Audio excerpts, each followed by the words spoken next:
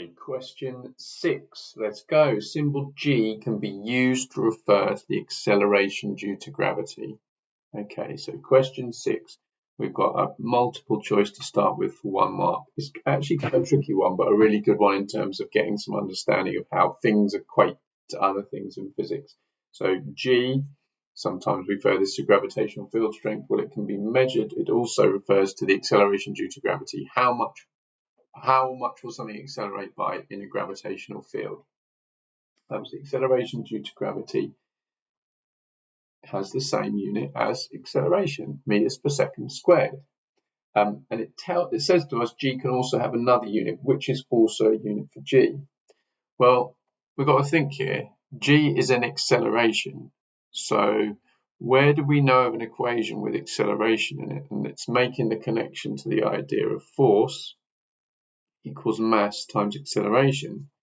Force also equals mass times gravity, because gravitational field strength or acceleration due to gravity is an acceleration.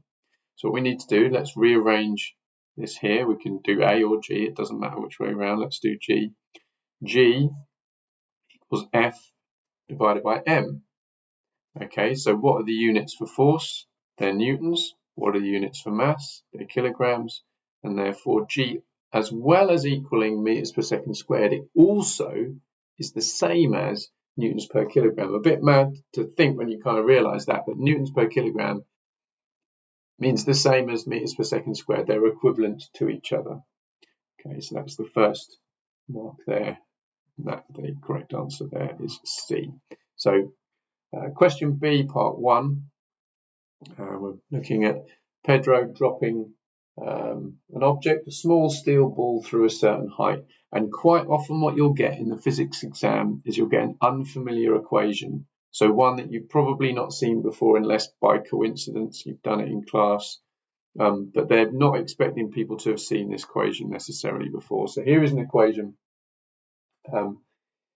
to basically see the connection between acceleration due to gravity, height that something falls, and the time that it falls for. So we don't need to recall that, we just need to apply that to this particular question. So the ball is falling through a particular height. It's saying the ball falls 2.50 meters. So as always when we're doing a calculation of that, let's do it in the order that the information is given. It tells us that the time to fall is 0.74 seconds, and the height that it falls is 2.50. Let's put that down there.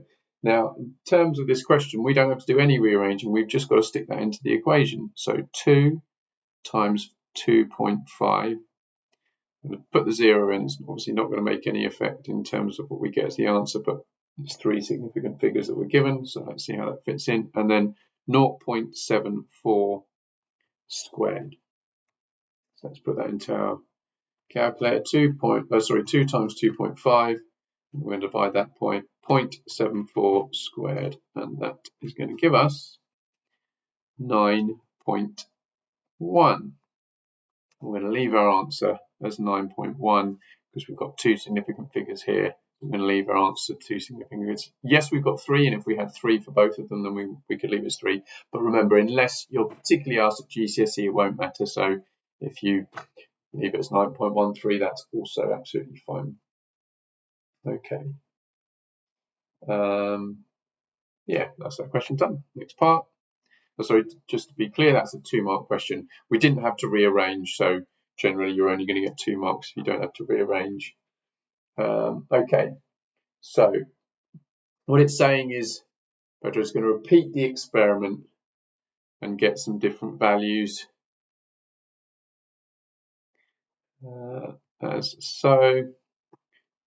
0.74, 0.69, 0.81.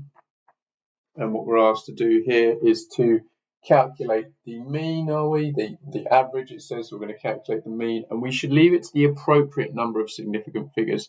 Just to be clear, that's not a little 5. Those are supposed to be seconds, so 0.74 seconds, 0.69 seconds, and 0.81 seconds. So hopefully you know how to do a mean. Our mean or our average is going to be 0.74 plus 0.69 plus 0.81.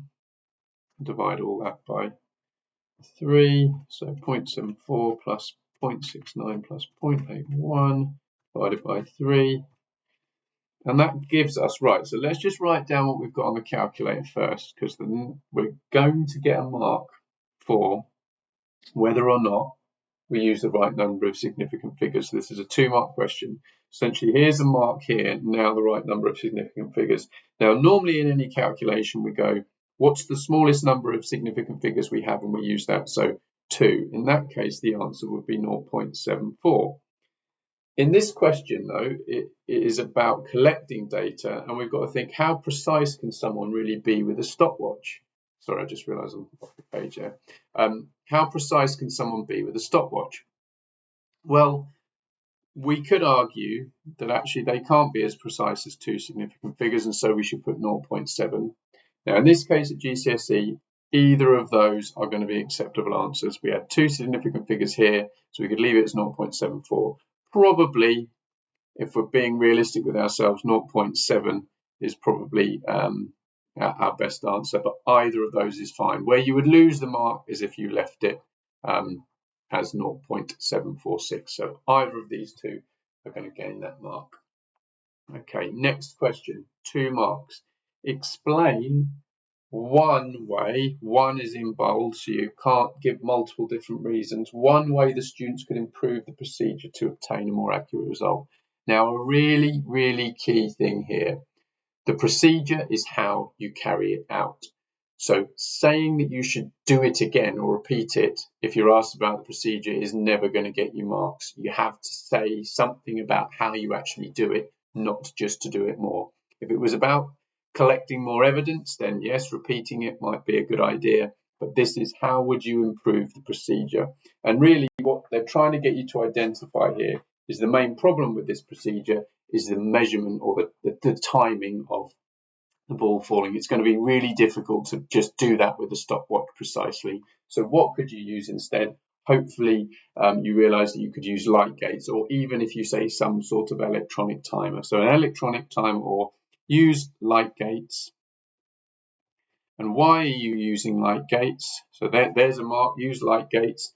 You're using that to basically eliminate reaction time. The reason that these aren't very precise is because human reaction time is going to interfere, because it's a significant proportion of the time it's taking to fall. So use light gates to eliminate reaction time.